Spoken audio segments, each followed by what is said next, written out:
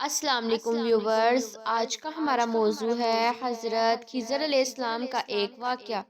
ایک مرتبہ حضرت خضر علیہ السلام دریا کے کنارے بیٹھے تھے۔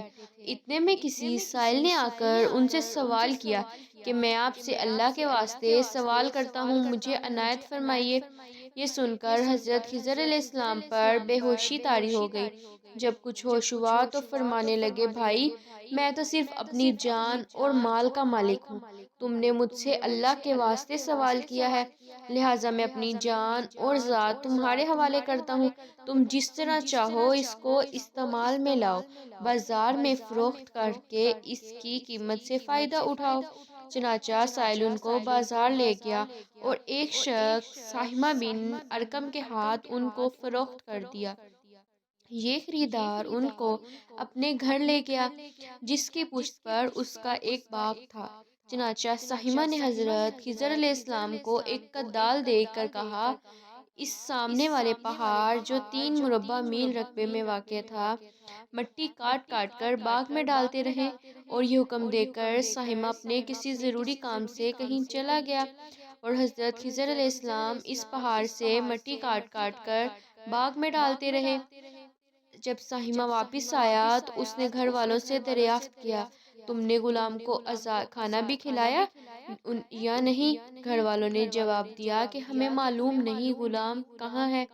یہ سن کر جب سہمہ خود کھانا لے کر باغ میں آیا تو اس نے دیکھا کہ وہ غلام یعنی حضرت خضر علیہ السلام تمام پہاڑ کی مٹی کاٹ کر ڈال چکے تھے اور اپنے کام سے فارغ ہو کر اپنے مولا حقیقی کی عبادت میں مصروف تھے۔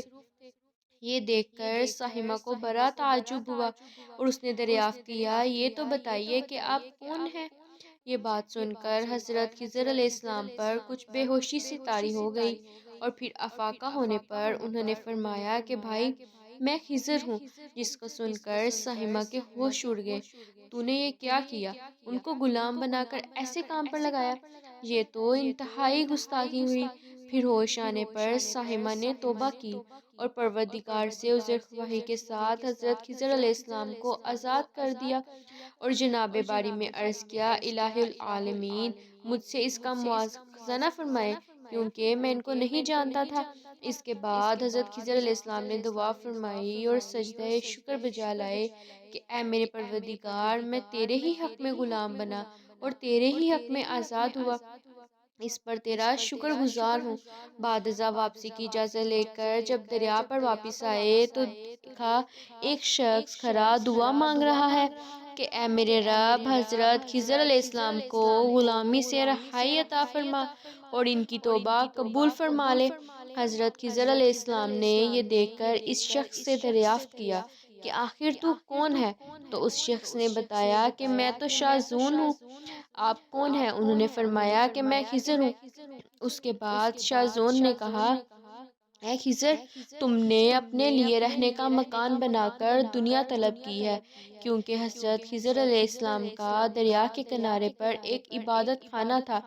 بس یہ سن کر وہ فوراً میدان میں نکل آئے اور وہیں اللہ کی عبادت میں مصروف ہو گئے۔ اس کے بعد حضرت خضر علیہ السلام نے اسی جگہ ایک درخت لگایا اور اس کے سائے میں عبادت شروع کی تو آواز آئی، اے خضر، جب تم نے درخت کے سائے میں سجدہ کیا تو تم نے دنیا کو آخرت پر ترجیح دی۔ مجھے اپنی عزت اور جلال کی قسم ہے، مجھے دنیا کی محبت میں رضامندی نہیں ہے۔ اس کے بعد حضرت خضر علیہ السلام نے شاذون فرشتے سے کہا، اے شاذون، دعا کرو کہ اللہ تعالیٰ میری توبہ قبول فرمائے۔ چنانچہ شاذون نے دعا کی اور اللہ تعالیٰ نے ان کی برکت سے حضرت خضر علیہ السلام کی توبہ قبول فرما لی۔ اس واقعے سے ہمیں یہ سبق ملتا ہے کہ خدا کے برگزیدہ بندے اسی حالت میں راضی رہتے ہیں جو اللہ کو منظور ہو۔ بے شک ہماری فلاح بھی اسی میں ہے کہ زندگی کے ہر موڑ پر آنے والے ہر بیچ و خم میں ہم راضی برزاہ رہیں، اللہ تعالیٰ کی رضا میں راضی رہیں، اللہ تعالیٰ کی چاہت کو سامنے رکھ کر زندگی گزاریں۔ دعا ہے کہ اللہ تعالیٰ ہمیں اس واقعے سے سبق حاصل کر کے نیک بننے کی توفیق عطا فرمائے، آمین یا رب العالمین۔ اگر آپ کو یہ ویڈیو اچھی لگی تو لائک کریں، شیئر کریں اور حضور پاک صلی اللہ علیہ وسلم کی سیرت، سچے اسلامی واقعات، حضور پاک صلی اللہ علیہ وسلم کا خاندان، انبیاء کرام کی زندگی، انبیاء کرام کے واقعات، صحابہ کرام کی زندگی اور ان کی زندگی کے واقعات کے بارے میں اور مزید اچھی اسلامک ویڈیوز دیکھنے کے لیے چینل کو سبسکرائب کریں۔ شکریہ۔